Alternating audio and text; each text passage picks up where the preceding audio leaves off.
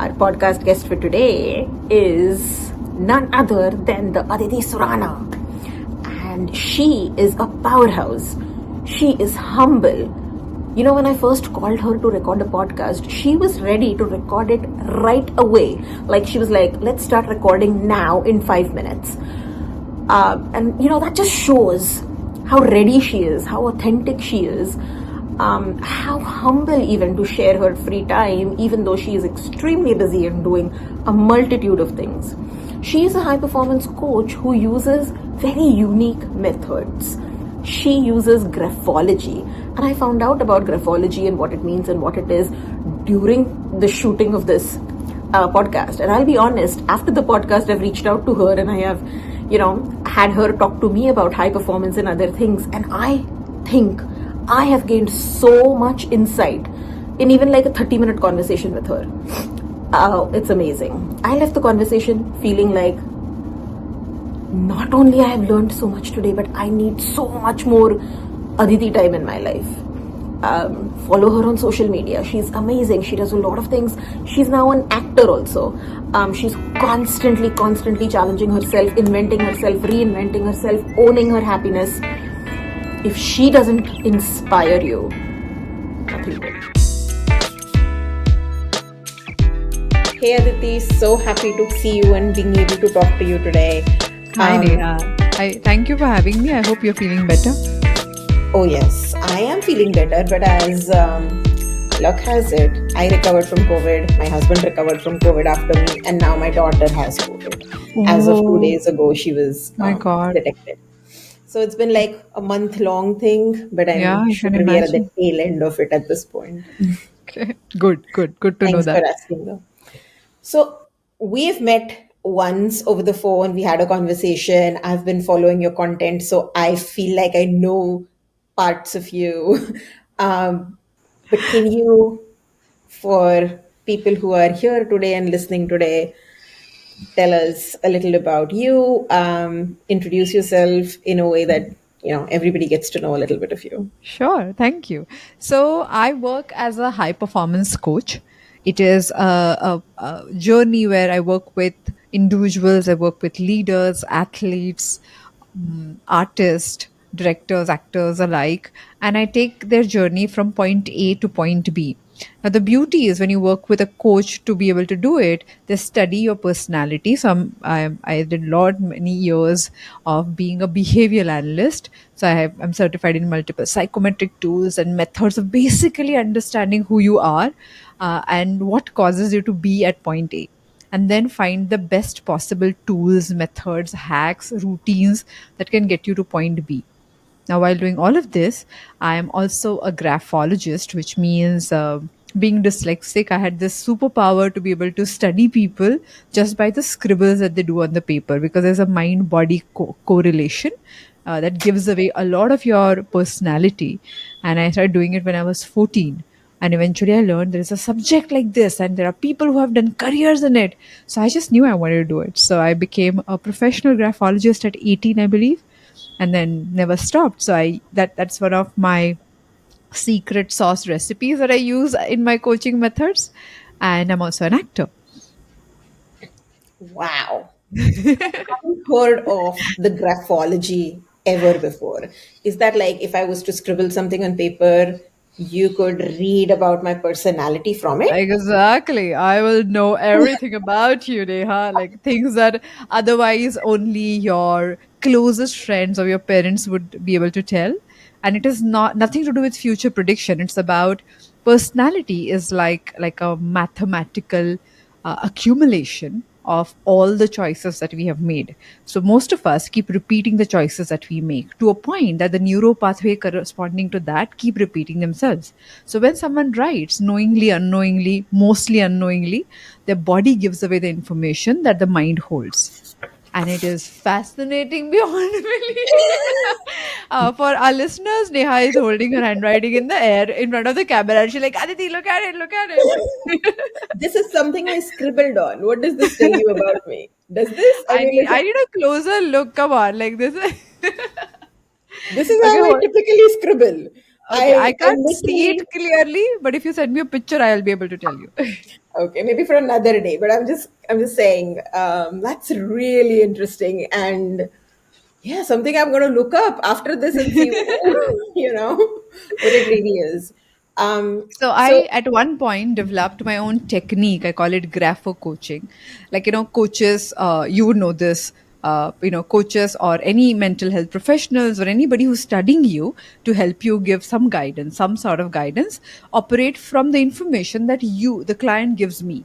And I don't have any other way to testify, to check it, whether it is the truth or your version of the truth or story or your imagination. There is no way to figure it out. And I always felt that I want to have one more source. Like, how a doctor would check your pulse or check your temperature to confirm what you're saying is exactly happening with you or not. I use graphology to do that. And I must add here, and I always do in any platform that I speak at, I'm neurodivergent, I'm dyslexic. So thereby my brain is wired in a manner that allows me more access to information. So I always say I can't read on the line, so I read between the lines. So that's how I go about it. wow, yeah, that is fascinating. So, you just said, like, you work with high performance people who want to be high performing specifically, right? And you have your tools and ways of finding where they are today to help them get to where they want to be tomorrow. Yep. And one other thing that I noted you said is people will tell you about themselves, which may be their version of the truth. And so, is that something through checking through graphology you've realized and help people see the I don't think there is any blank truth. There is my version, your version, and some other version. But I mean, I don't believe there is an objective truth out there. But um, have you been able to break people's myths about like their beliefs about themselves? Yeah, almost every day. Wow. So mostly Because people do come to you with inaccurate or a lot of perceptions that they I live would with. not say about perception about themselves, but most of the time we build a story about what is happening in our lives. Uh huh. We make heroes and villains out of people around us. We have a narrative about ourselves. And most of the time, this narrative is defined by the filter that we use. Now, I tend to question that filter.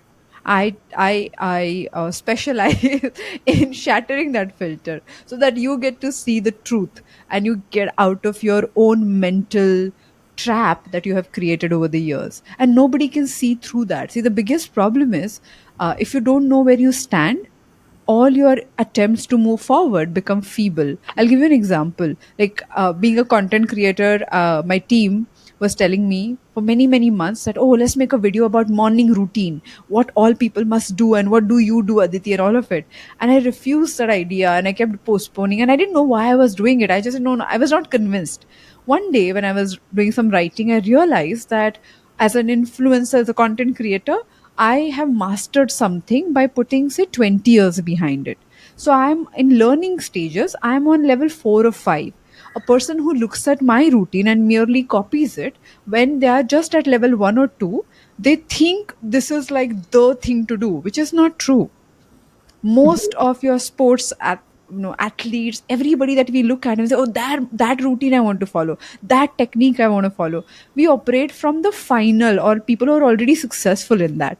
But when you're just getting started, you need basic baby steps, and then there is a second stage where you just need to practice, and then there is a third stage where you want somebody to correct you or challenge you a bit, then there's a fourth stage where you build your own style of doing it, and then there is a fifth stage of mastery. But people just copy directly what the masters or people who have kind of found their style, so stage 4 or 5, and they expect the results, and then they fail, and then they feel disheartened. And this is where the loop is. So to find the high performer in you, you must know where do you stand and what are those repetitive behavioral patterns you have. And to close the loop with your morning routine, you are hesitant to share it because you think your morning routine is already elevated and may not really help people who are starting out. One that, and I also feel there is no one formula to this. It's a clickbaity kind of a way of saying it, but there's no one formula.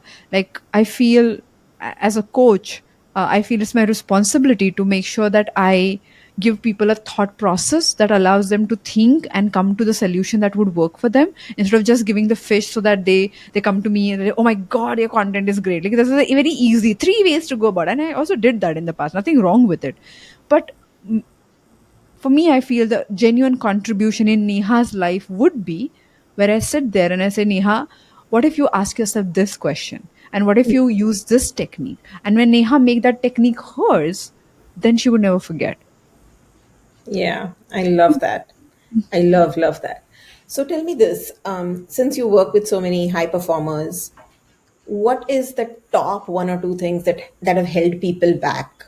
I know like everybody is different, but I think like you still have seen some patterns like. Of course. Of course. I would say three things here. First, if you do not have the ability or rather willingness to fail, you can't succeed.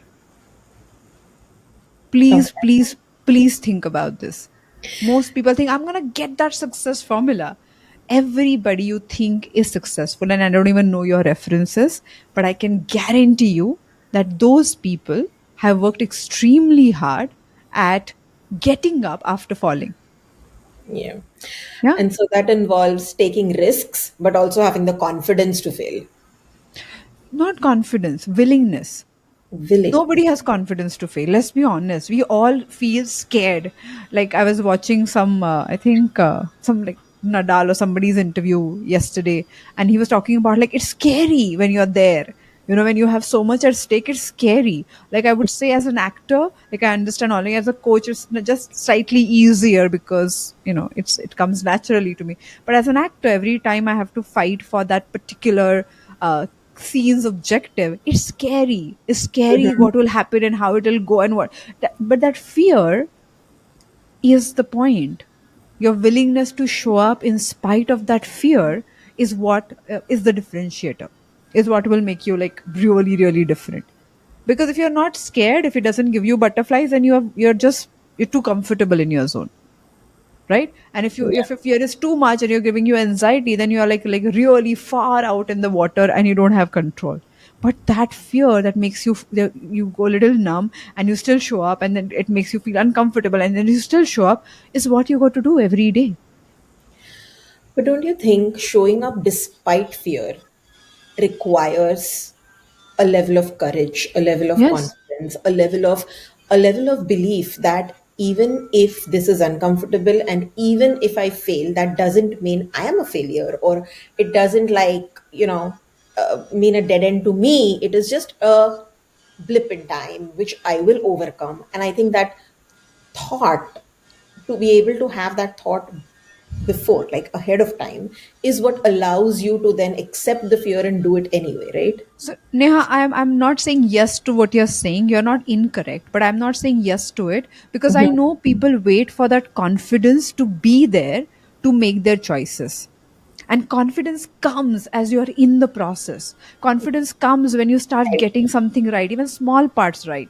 But confidence won't come if you wait for confidence to come so that you can jump. I agree. That's the game. That's like if you don't do it, you won't be confident. But if you wait for confidence, you would never do it. So don't wait for it. Be Yeah. in the process.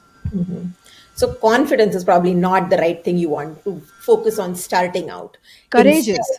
Courageous. it's- You're right with courage, but courage is your willingness to get it right, your desire to get it right, and your willingness to get it wrong, yeah, and yeah. show up no matter what. So I have seen, and I'm talking about leaders from like corporate worlds to leaders who are like far in the show business. These people like really have to face the brunt, and every day anything. So the uncertainty level can go really high as you go more public or the stakes are higher, but still showing the willingness to show up, that is I think incredible. Like sometimes I have a podcast We did some 230 or 40 episodes of that. It's called Absolutely Right, WRIT. And I interviewed leaders and I coached them live. Every leader, every conversation is a live audio conversation. And sometimes I used to ask such uncomfortable questions that I, on the other side, felt, how do they have the courage to ask this in public? On a public platform. Somebody must be listening to it. But they did. And I felt probably that's what the courage of, you know, being humiliated or made fun of and still showing up looks like. I learned so much just by seeing how willing they were to be made fun of or being misunderstood. That's excellent. Okay, so that's number one, the willingness to fail or, Willingness accept. to fail. That's one, willingness to fail. The second one is it's not about how many times you fail, what exactly happened, is about your speed to get up. Speed to get up. Like if you get up faster, then you would be, and that's not denying that it is hurting. It is making sure that you build the muscle to get up. Like everybody who has done workout ever in their life knows that it hurts and you're sore. You do one workout well, 2 days you're sore most of the time, and you still show up and you still do that next workout. Now, this is like, the recovery part is happening.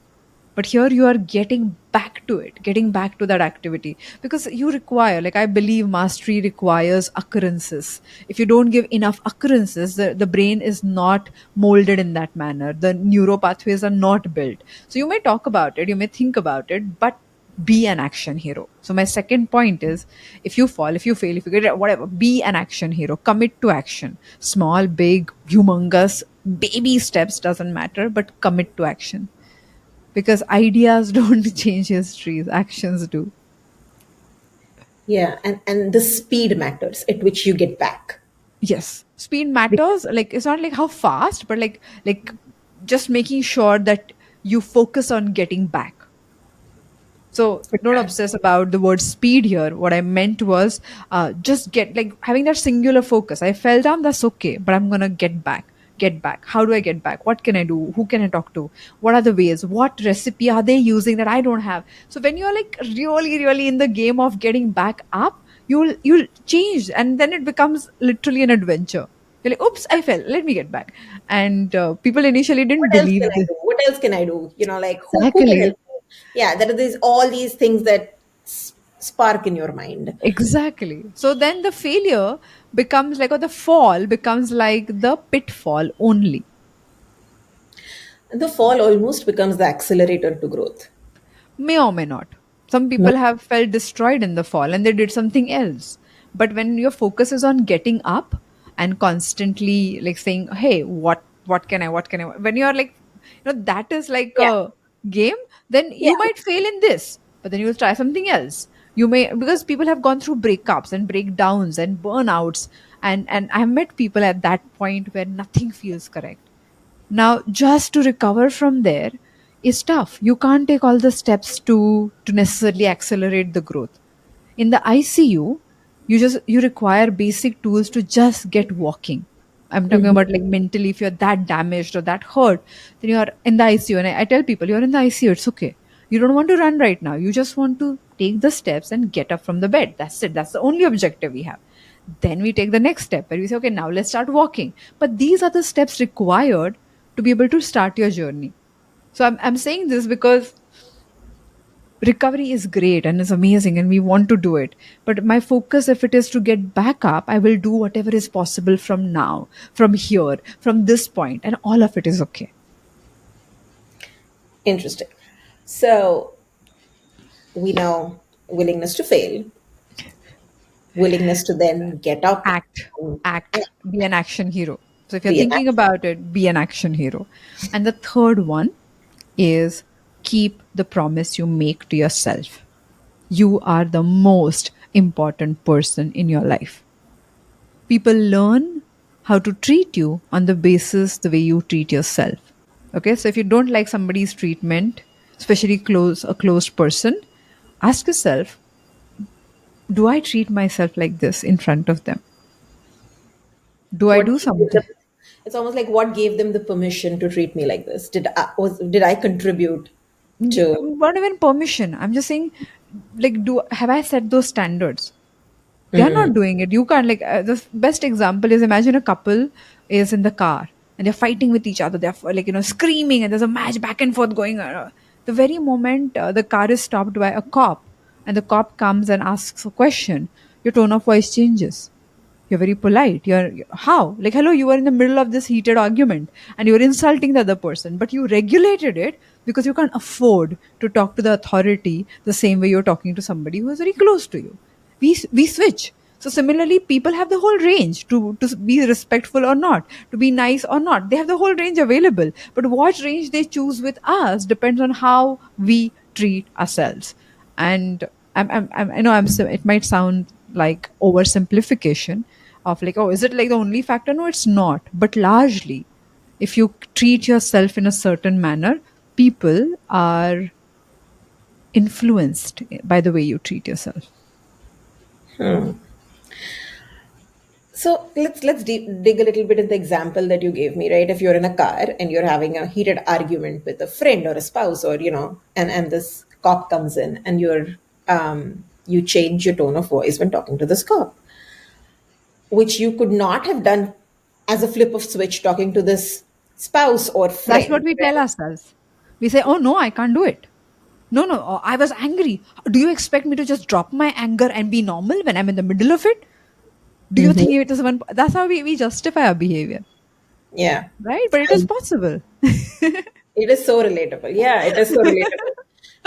I can tell you, I'm one to be in those heated I mean, this is like, All of I, us, I Neha. can think of 10 times when this must have happened, like in the past few months, maybe. Yeah. But all of So, us are like that. We just give ourselves excuses of, like, oh, when we expect other people to show commitment, it looks a certain way. But you're like, yeah, I committed to go to the gym, or I committed to finish this book. But and we just give all of this. So next time when people give us commitment, they don't keep it. They don't think that we are those people who really mean what we say. but Aditi, going back to the previous example, because it is so relatable for me, I want to ask you, Yes. how how does that flip and switch? Can you like help like make it very explicit and elaborate Of on how course. did that flip and switch depend on the promise to ourselves? Okay. So, Help me draw that straight connection, which like, I know it's there, but I just don't completely see it yet. you're like, Neha is like, yes, that one problem I'm going to resolve right away. So, when we so Viktor Frankl went to Holocaust Mhm. camps, and his family was killed, and he survived, unfortunately or fortunately, because he went through a huge trauma for many years. He had written a book which was burnt, as they could not keep any possession. Jews couldn't keep any possessions that time. And then he Mhm. came out and he rewrote the book, but only this time to write it with all the experiences that he has gone through. And when he rewrote the book, it's called Man's Search for Meaning. This is one of the best selling book ever written, and translated in many languages. And I'm saying this because for our listeners, I feel if you're listening to this podcast, that means you're interested in self growth. And if you're interested in self growth, then this book is a must read. Now, whatever your belief is, but read it for the logic and the method of it. Now, in the book, he speaks about how trigger reaction is can be regulated. Okay, Mhm. we give ourselves permission to keep the reins of our behavior in other people's hands by saying, I felt angry because, as Mhm. if I don't have my promise keeping to myself that I am in charge of my life.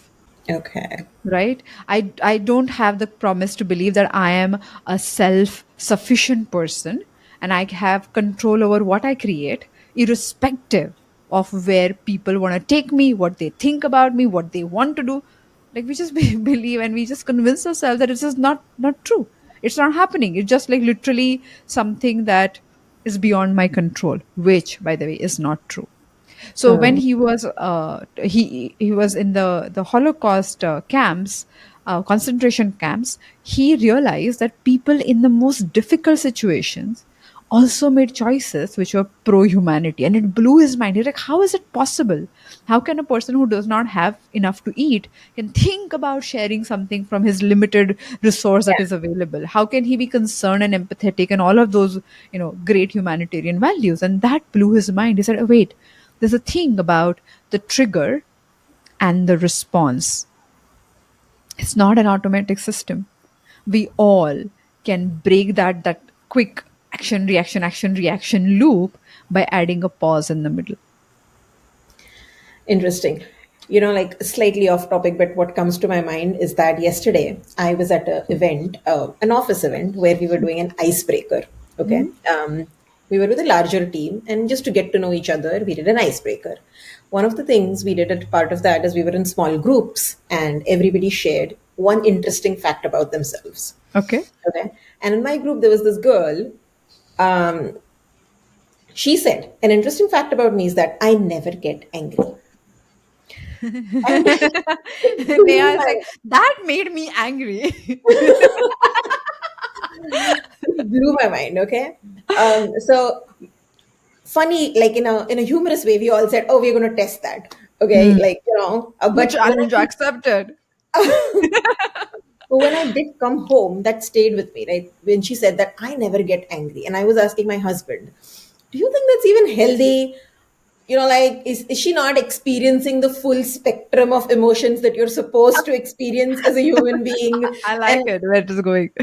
I was saying those things, but now when you're saying this, I think it is I don't think it's like she never gets angry. It may not be the whole truth, but I think it's a promise she's almost made to herself, that that's who I am. I don't get angry, and that probably guides her behavior. And But I remember this line, Pankaj Tripathi sir saying this, and he's one of those wisest people that you would come across, so sorted in his mind. And he said that आप कुछ भी कर लो, मैं उत्तेजित नहीं होता. For people who don't speak Hindi, he meant that no matter what you do, I won't get triggered. And I did like an entire video on this, and I also spoke to Ankur Warikoo. I said, "What is it?" I used to run this series called Atamaji Satakli, which means what is making me lose my mind, and it was based on this Bollywood character called Singham. So I was Lady Singham, and it was a lot of fun. I used to wear police costume and do this whole series. I think the actor in me just like found a little sliver of mixing both my career choices. But it was a lot of fun, and that time I asked Ankur Warikoo about this, who is again like an author and a very very interesting speaker. So he spoke. I asked him, "What are your trigger points, and what are your Atamaji Satakli moments?" And he said, "No, I have learned how to regulate myself, and I don't let my emotions get the best of me." So this is a matter of training, and this whole idea of being a high performer, like you are always expected to be under pressure or always expected to perform under pressure.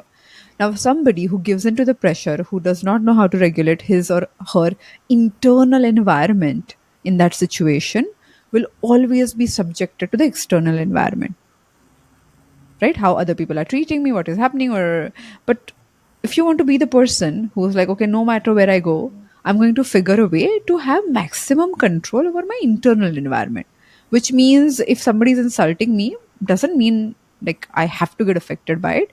Is there any way out? If I am not getting what I want in terms of creative satisfaction in my profession, what else can I do, and how do I still take control of my creative stimulation? And there are so many things we can do, but we do not believe that we have. And that's why I made that point. The way you treat yourself, if you are the person who believes that I'm not going to let this desire of wanting to be creative just go pass by me because it matters to me, and if you make time for it, even if that means 15 minutes a day, your spouse who's looking at you being so committed weeks after weeks after weeks will never take that time away from you, will yeah. make room for that. But if you are like flaky about it, you're like, yeah, I will do it, and then you're like, you always take me for granted because you think my hobby is not important. I know we just do all of this. Yeah. Can I share a very personal Yes, thing please. between something between me and my husband? I don't know if he's going to like me sharing this, but I'm going to say it anyway. Many years ago, I've been married at this point for 16 years. So we've Wow. had a lot of ups and downs and, fun Sure. times together. And so maybe 4 or 5 years ago, we were going through a time where all conversations were meaningful conversations, not like, hey, when are you dropping my kid off? Or, not those kind of conversations, but any meaningful conversation was escalating into a fight. Okay. Okay. And so we made a conscious choice, both of us together, that for the next 3, 4 days, we will not get into like, these kinds of things. But part of me was feeling that feels almost distant and I don't really want that. Sure. And so I said, I didn't tell him anything, but what I did was he loves his morning tea. And at that point, we were both busy and he was making his own tea. But I said, while we are not talking to each other and like we were talking, but not about, I know. sharing much, I'm going to make his tea every morning just to show I care. And I'll tell you, that made the biggest difference. How sweet. Like the biggest difference. And I didn't think it would because I did it for me because I was feeling distant. And it was a point of finding that smallest connection in the moment, right? So beautiful. But I'm telling you, Aditi, it fixed what was going on. It was like he needed to feel loved a little bit more. And that small action did that. And I was Yeah. like, really? Really? This? But Yeah. yeah, but that kind of, But helps you Neha, you connect. reminded me of a tool that I teach people. And it's not about emotions only, but it's about anything and everything. The tool is called What Do I Require to Do Here? Okay, like I believe that our minds are like humongous data points. They are, if you think about like the collective consciousness, and we have access to information that is not even ours technically.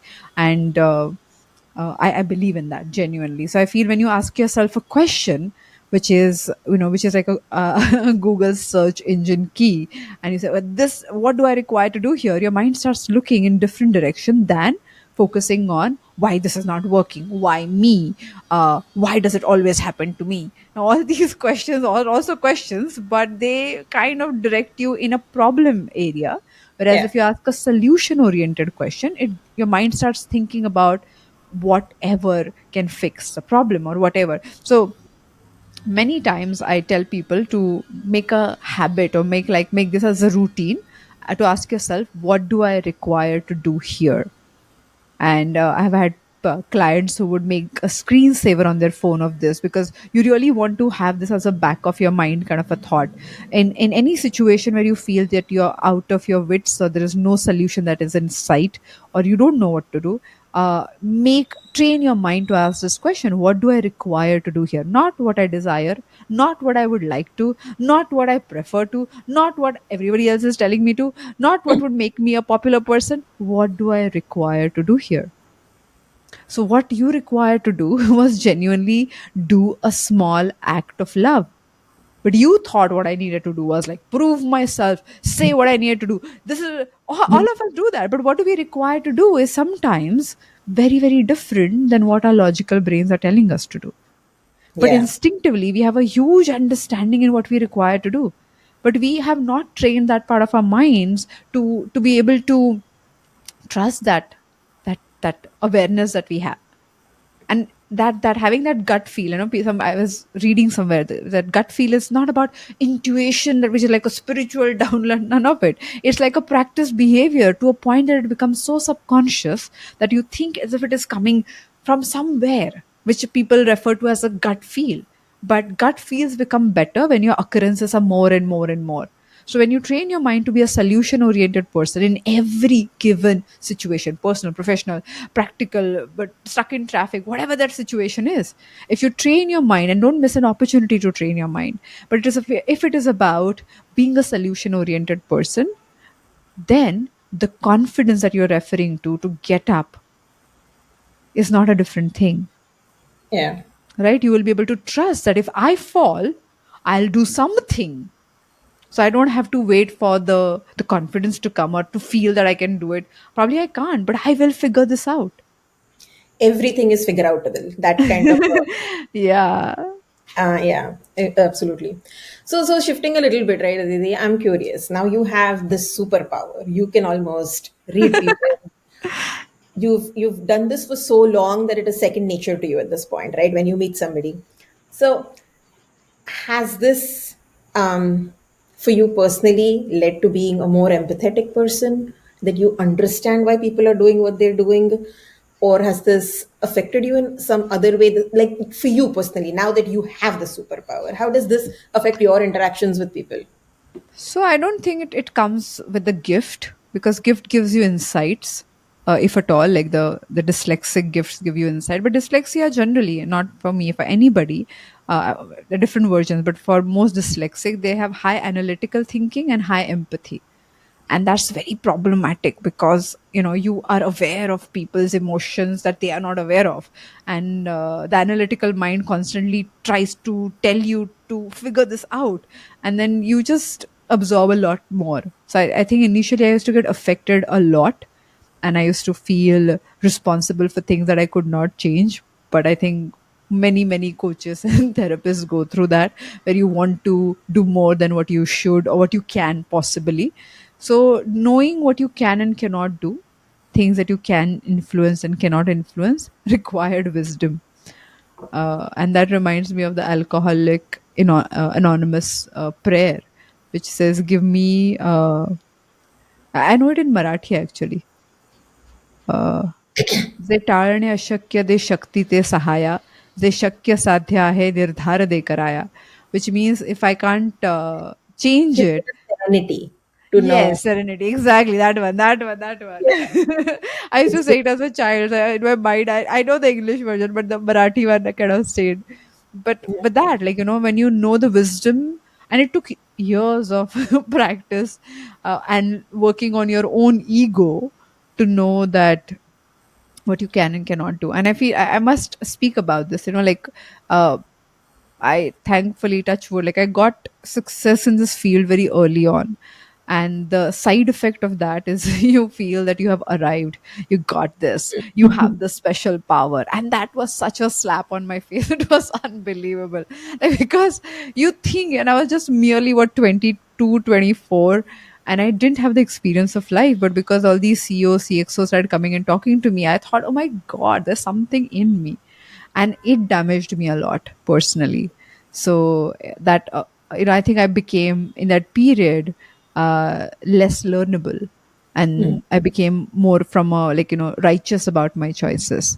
And I went through a personal journey, a meditative spiritual journey, where I it was so difficult for me to continue with who I had become, uh, that I decided to go through this internal shift.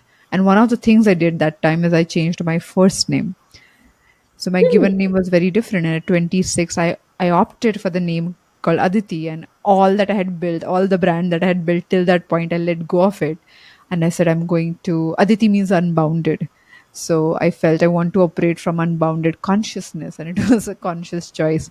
Now I look back and I'm like, oh my God, what was I thinking? But,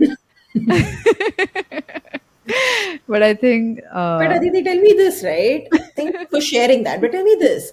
I think many of us get in that zone of I am somebody as soon as we see some flavor of success. I'm somebody, like many of us do that. But not everybody becomes aware that we are going through that. What helped you get aware of it? because I had some milestone decided for me. Like, I wanted to, like, in simple terms, I wanted to be like the most celebrated graphologist. That's what I understood at 19 or 20, and graphology was my main thing, like the handwriting analysis bit, which I did in 3 years. I had a radio show. I analyzed the president of India, and I got met celebrities. Whatever I thought about in like 5 years, it happened. And I had weeks and weeks and weeks of not looking forward to people I was talking to. And I'm like, I came all this far because I wanted to be happy and proud. And there's a personal piece of information that I would like to add here. When I told my father, who was a socialist or rather communist, about I want to become a graphologist, he freaked out. And he said, "What? That's not happening." And he wanted me to be an engineer, and he thought my logical mind he really appreciated. And he thought, that's your thing, you're so logical, which is true. But I'm also empathetic and I wanted to do this. And I couldn't explain this to him. And there was nobody in India who did something like this. Like, imagine you are hearing it for the first time. I So, am. and I'm talking about 20 years ago. So, in that panic moment and upset, my father asked me to leave my house at 10 in the night, or rather, leave his house at 10 in the night. And in India, that doesn't happen. And it did not happen 20 years ago. So, and I left and I had to become a professional in this field because I didn't know anything else. And also, I felt if I have made that statement to my father, I got to prove myself. So, it became a quest to prove my father wrong for many, many years. And as I kept taking those leaps and bounds, I'm like, okay, I think now I got it. Now I got it. So it was a lot. And after a point, it stopped feeling happy. Like, one of the things I always tell myself, that when I meet a person, and in every session of mine, I always ask them to write a handwriting sample. And whenever I look at a handwriting sample, even now, I blush. And I'm talking about it as if I'm blushing. It's like it's like a love affair. It's just something, you see the person you love and you just can't stop. It's exactly that, right? So it is my relationship. And that period was the first time, and thankfully the last time, where I did not blush looking at the sample. I didn't look forward to doing it. And I'm like, what am I doing wrong? Because the experiment went away. The curiosity was not there. I was just trying to be right and trying to be perfect and trying to get up. I became somebody I could identify with. So the previous name that I had, I became a person that I couldn't identify with. And I'm like, and I didn't know how to solve that problem. So I took a sabbatical for 2.5 years. I went through many, many trainings. I went to Rishikesh, did my yoga teachers training. I went to Pondicherry, I did my Natya Shastra training. So those 2.5 years of sabbatical, I learned everything that I felt could find the person that I had lost within. And yeah, I think I did. Wow, that's beautiful. That's beautiful. So it's important to be happy as long as, like, you have to be, if you find yourself not getting the high out of your work that you used to once, I think that's a good indicator of I checking think I yourself. think most people know it. They just ignore it. Most people, if you think you're not smiling looking at your work for many, many, many, and whatever is the reason, and I'm not talking about easy or tough. Like, I feel the work that I have done in the last, after coming back from sabbatical, and the work that I have done is way more difficult, and it's strenuous, and you have to be at it for hours, and it demands walking into the discomfort again and again. So it's not easy. It's just that it is worth it, and it makes you satisfied every night. When I go to bed, I feel that I want to wake up and I want to do this again. And people, ask those questions. If you're given X amount of money, what would you do? And with all honesty, I've asked this question to myself when you go for programs and other coaches are coaching you, and you're like, what would I do? And thankfully, I think few years in a row, my answer is this. I will do exactly this. Probably I would do it in a bigger way, but I want to spend my time, studying people as a coach, and I want to study people as an actor so that I can do justice to play that character with as much empathy I can bring to the table. But it is both. It's amazing that you get to live your dream life, but it's also amazing that you appreciate and have awareness that you're living your dream life. You I know, because I am counting my blessing. That there was a period in my life I was very low. I think it was after a breakup, or like very, very low, and I was struggling to find that my mojo again. And I remember that moment, like Babaji, like that one of those things. I'm like, please give me something. If you ask me to make idlis, I'll make idlis, and if that's the meaning. But I want to be of use, and I don't want to be somebody whose existence didn't matter. Just I don't want it to be of purpose, and all of that. And after that phase, I got to do this.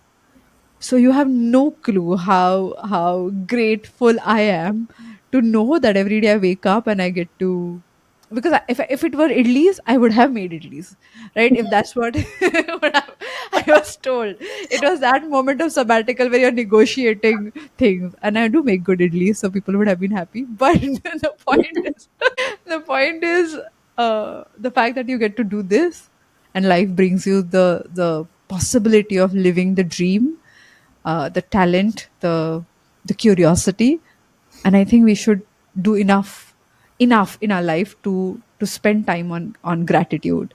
Love that. Just as a closing thought, is there anything, one thing, if people want to like think about transformation, if people want to think about high performance, you've already given us three amazing pillars. We're really going to hone into all of that. Me and everybody listening, I'm sure, is going to gain from that. But if there was anyone, or follow this person, or this person, inspires me, or anything that you think, yeah, leaves us so that we can all be accelerate our journey of growth, it'll be lovely.